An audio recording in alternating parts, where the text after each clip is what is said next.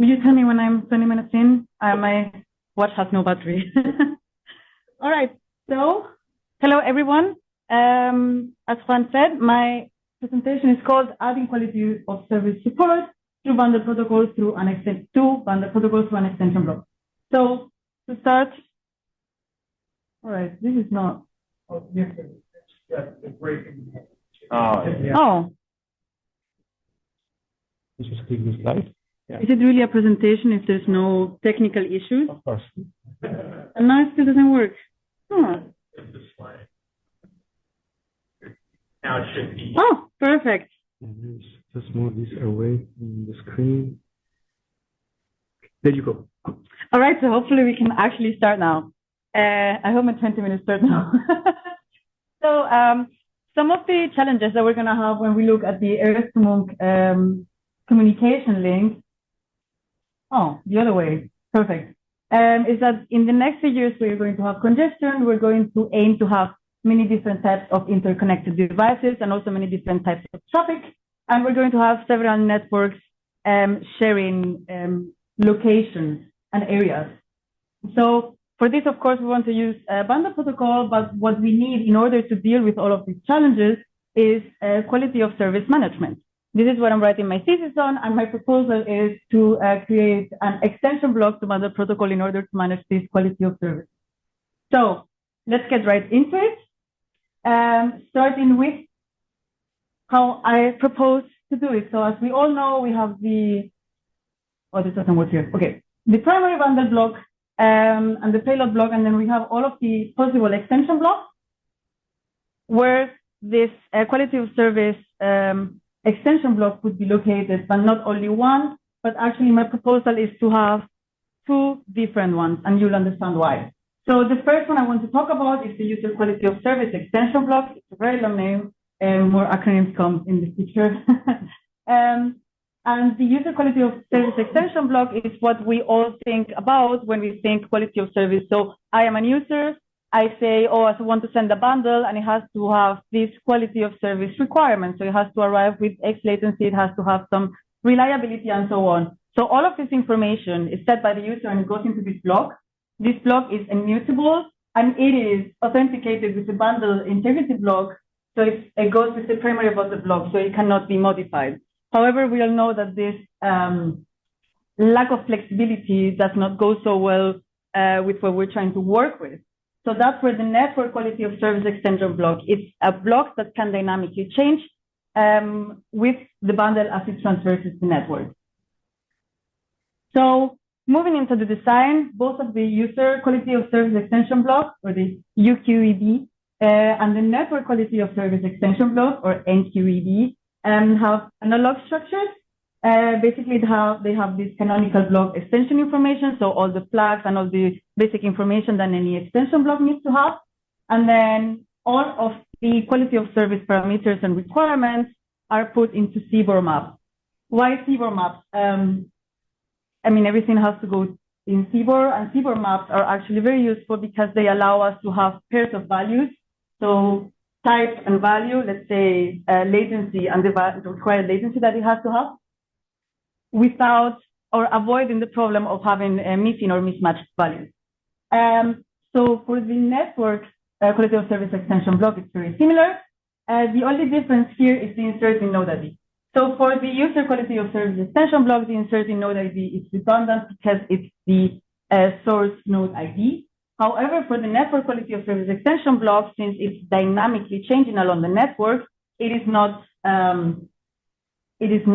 the same one. So it is useful to have it specified somewhere. However, it says here to be defined, because whether this is necessary or not is part of the future work, or let's say it's part of a conversation that I hope to have this week, because there are some people that I know have very good input in this topic. All right, so the one that I will focus on the most is the user quality of service extension blocks. Is the one that includes all of the information defined by the user or by the source node ID. As of now, we are working with three main quality of service parameters or quality of service affecting parameters, which are traffic prioritization, in which I will focus the most and where my preliminary results are on, required reliability and latest only delivery. And then we have some parameters reserved for future use and some unassigned. Please note that when we have seaborne maps, we can have values from 0 to also 2 to the 6th power of 64 values, so 0 to 2 to the 64 minus 1.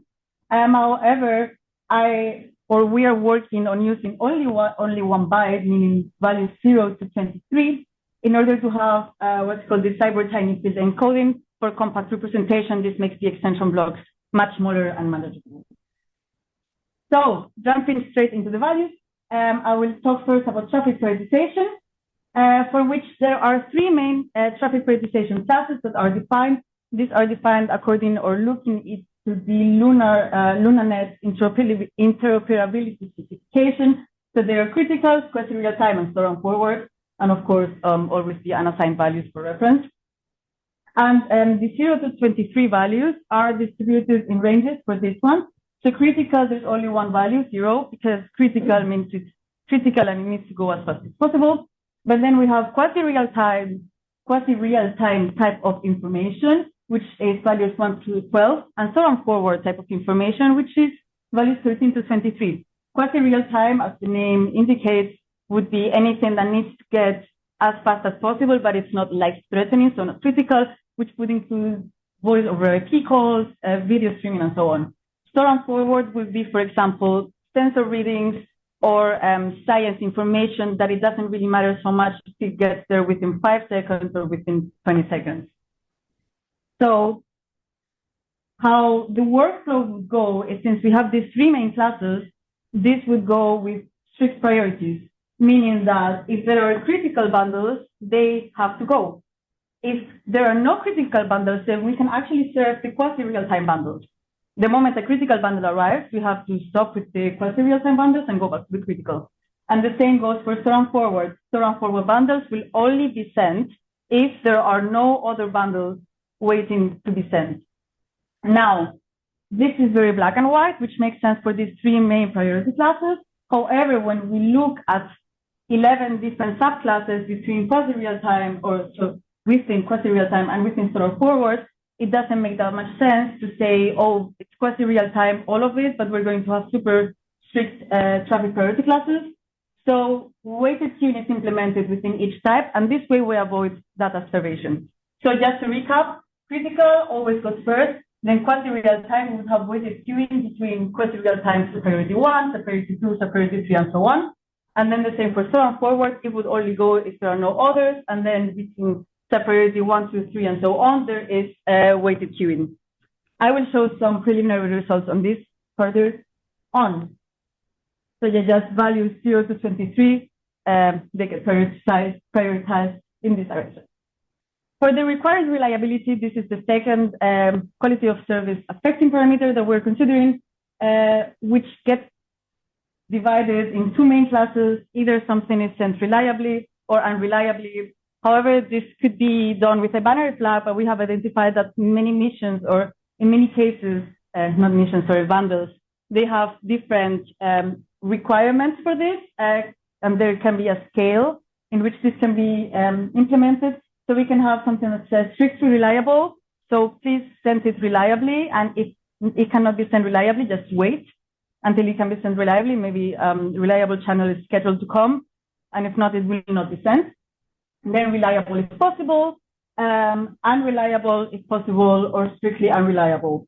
There are values that are reserved for future use because this reliability can be achieved in several ways. We can use convergence layers that implement retransmission or that do not implement retransmission, but we can also choose to transmit over more reliable channels or to use different amounts of coding. So this reserve for future use would give us the flexibility to maybe in the future identify new needs and be able to implement this in this extension block. And last but not least, we have latest only delivery. So what this part does, it says, let's say we have some sensors that send information periodically, and there's a visibility window that doesn't really come, or we have a congestion and we have a bunch of these bundles queuing.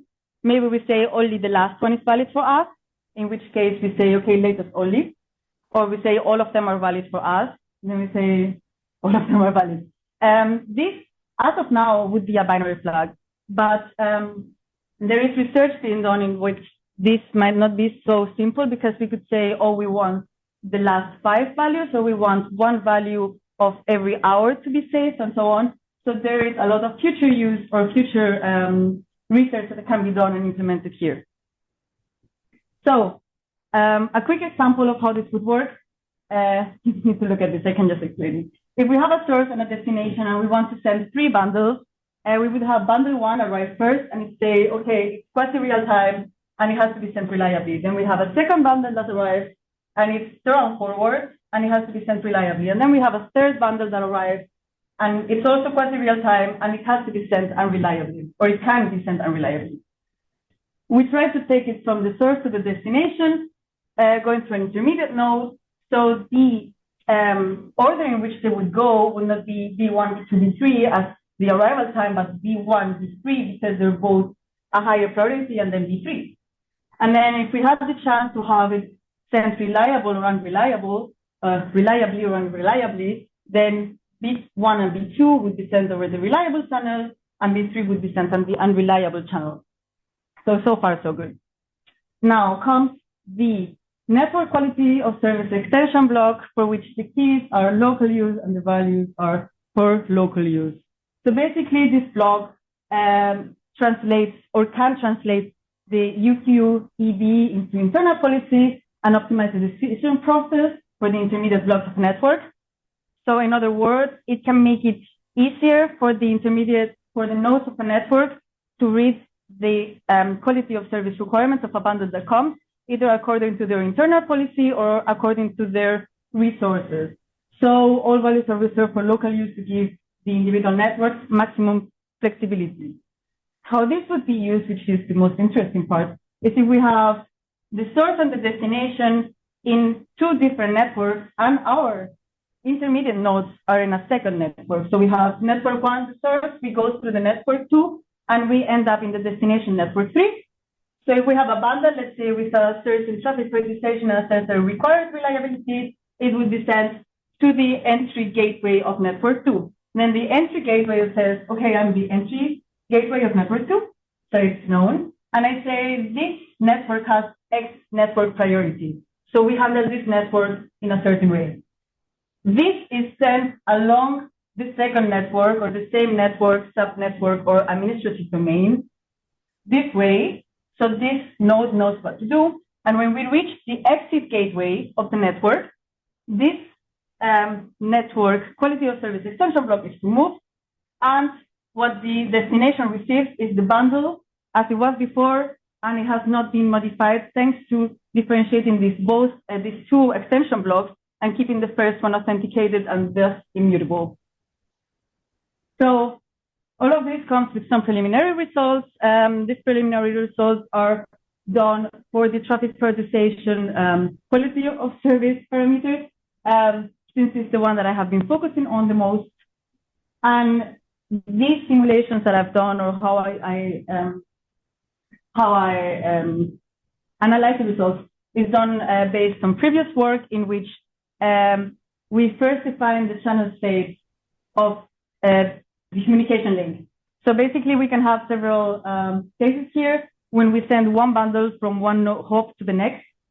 Either the bundle gets transmitted, so we have a success state in this microchain. The bundle does not get transmitted because the channel is completely blocked. So let's say we have either a solar flare or very big atmospheric phenomena, so a big storm, for example, that is blocking completely a ground station for an extended period of time. We're in this long-term loss. And the bundle does not get transmitted just because it gets lost. So it's 1 bundle, 2 bundles that get lost because of other interferences, thermal loss, and so on.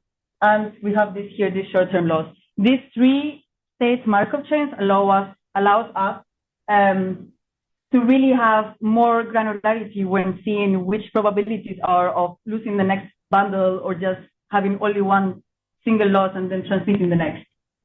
So using this, the first simulation or set of results that I want to present focus solely on the strict priorities for traffic prioritization. So I assume a moon to Earth directly with no intermediate hop, so just something here and here. I assume that the moon is at the farthest from Earth, 1.5 seconds delay overall, taking into account propagation and so on. And we have three priority classes. So we have critical, quasi-real time, and so on forward. The results are presented as a CDF, meaning that here we see the time that it takes for a packet to arrive, and here we see the percentage of packets that arrive. So here, for example, we see that for 2.5 seconds, 75% of the bundles arrive within this time. So 2.5 seconds is chosen as a set mark because it's the mark set by LunaNet and some ESA documents as the quasi-real time standard, or anything below 2.5 seconds, one way is considered quasi-real time. And we can see, that when we have an equal proportion of all classes, so we have 33% critical, 33% quasi-real time, and 33% store and forward, we get that 73% of the critical bundles arrive within this set mark versus 73 of the critical versus 62% of the quasi-real time versus 46% of the store and forward. So we have them here in dark purple, normal purple, and light purple. I don't know if you can see it in the screen. In my paper, it looks a great color palette. And you can see the comparison here with yet the FIFO approach. So putting 100% of the traffic just in one queue with a FIFO approach, that would yield about 55% of the bundles arriving in time. So we can see that we can achieve a much, much better percentage of bundles arriving in time when we say, okay, these ones have to go first, these ones have to go second, and then we have ones that are actually taking longer to arrive on average, but it doesn't really matter so much because they are the store and forward bundles. So by definition, they don't have to arrive in time. However, having an equal proportion, having 33% of all is not very realistic. So I also have here, when we have 10% of critical bundles and then 45% of quasi-real time and 45% of store and forward, which is a little bit more relevant or more realistic. And in this case, we again have 73% of critical arriving in time. This is the same because the simulation parameters are the same, of course. And then we have 71% of the quasi-real time bundles arriving in time and 46% of the store and forward. So we can see that all of the bandwidth that is left free from the criticals goes into improving the arrival rate of the quasi-real times, but none of this improvement goes on to the store and forward. And this is because of this strict prioritization. Oh, of course, the FIFO approach is also 55% still. That hasn't changed.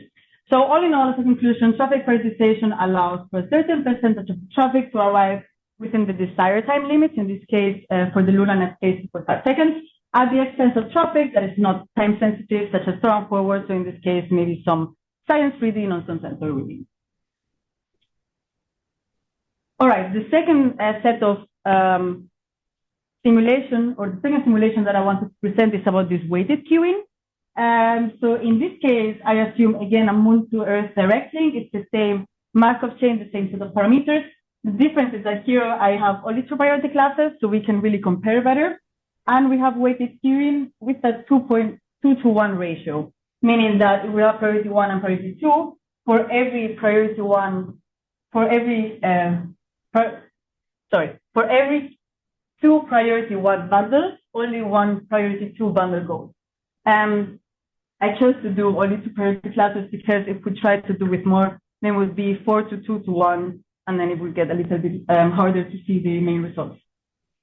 So in order to see the results, I compare three cases: strict priorities, FIFO, and weighted queuing. So strict priorities, I treat these two priorities as if it was critical and something else. So nothing of the second one goes until the first queue is not empty.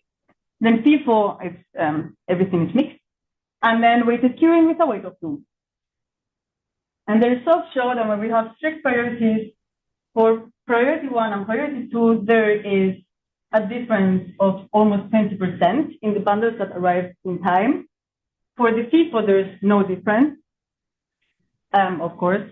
And for the weighted queuing, there is a much more reasonable difference of 10%. These strict priorities are useful when we have such different, or classes with such different quality of service requirements. However, if we're just talking about quasi real-time, priority 1 and priority 2, the requirements are not going to be that different. So by assigning strict priorities, we're favoring priority 1, and we are causing that observation for priority 2. However, if we go to the other extreme and just to people, then the priorities are redundant, and it doesn't really make sense to have them. Then we might as well just have 3 classes. So weighted queuing is the only system which respects the sub-priorities and fulfills the quality of service requirements of the different sub-priorities while avoiding resource starvation. So all of the sub-priorities still get delivered with a certain range. So as a conclusion, this work proposes not 1 but 2 extension blocks, one immutable, the user quality of service extension block, and one that is dynamically changing, the network quality of service extension block. And when looking into the traffic prioritization, it is shown that using the 3 main priority classes that are defined in LunaNet allows for the critical and quasi-real-time bundles to arrive within the set time marks. And as a trade-off, the store and forward bundles have a higher end-to-end delay, but as we said before, or as I said before, it doesn't really matter so much for those. And on the other hand, weighted queuing also provides a fair solution and allows for all the sub-priorities within these quasi-real-time and store and forward priorities to arrive within a range of the desired end-to-end delay and still maintain this priority system that we're trying to instate here. So we're happy to answer any questions.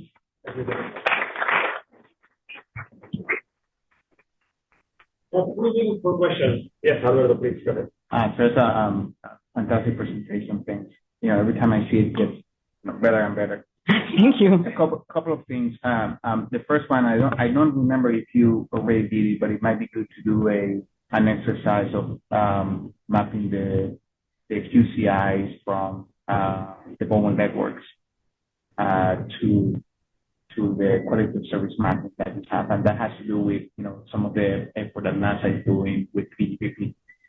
Okay. Because you might be able to do very targeted emulation on, assuming you have 2 EVA cameras plus audio plus data and see what happens. The second is, things I don't remember if I remember well, I think the custody transfer extension block has something like a label. No. You might think of as a parameter adding a label because you may want to provide you may want to provide ultimate flexibility into how the receiving node would apply quality of service based on. So now you have traffic profiling, reliability profiling, but based on mission requirements, you may want to say, I want to prioritize this specific traffic, irrespective of the type of traffic. Mm-hmm. And the only way to know that is by the node and something else that would be a label.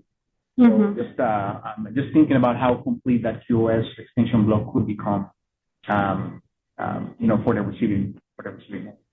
Okay. Thank you. Yes, here? Briefly, that's very good. I'm looking at see this. It's lots of prioritization from going from 6 to 7, and I still have a lot of missions and people that I talk to that want following the service. They want priority. So I got there's 2 things out of the presentation. One is the concept of having 2 blocks, section blocks, one for the originator and one for the network. I think that's great because we always thought of, if I'm a relay node, how do I decide which bundles are first when I got a bunch of them coming in, things on the ground, and one of them's on fire, and we need to get that information down quickly. And I think that's a very critical thing to get into CCSPS to get accepted quickly. And the second part of your presentation is all these wonderful simulations you did about how to actually implement the decision making between FIFO or FIFO and Europe and weekly cards in comparison. Doing FIFO and rank order weighting. Maybe that's secondary issue that we wait for later. So my question is, what do you guys think about getting this first part of that through CCS as quickly so we can start implementing it in maybe for 16 years? for CCFTS, the first point is we're doing an orange book in about 10 years. Oh, good. So it should be out next year.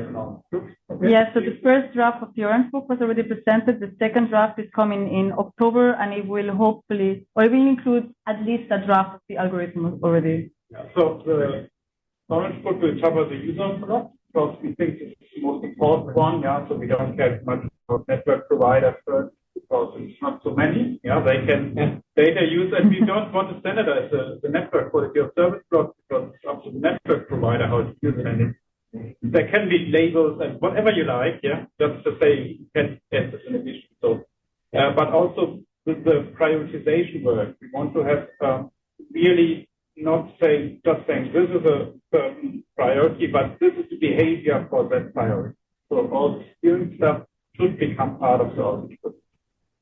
Guidance should help in assign priority, otherwise it will be. Well, I mean, actually we will negotiate, but we will allow for you. I mean, for, as you say, want to get stuff out, it will not be the complete thing. We had Sandra there? Yeah, it's just a small question. I was wondering what is the behavior for the unreliable, if possible, category that you can Yeah, so unreliable if possible would mean, if you can transmit it unreliably, then do so. So we don't congest or because we don't care about the acknowledgements maybe or whatever. And then it would really be up to the user. For example, strictly unreliable, I think it's the one label that is always getting asked questions. But we could see how if it's not used, then no one has to use it. But if it became relevant for whichever reason, so for example, information that we just want to send it over CLA UDP,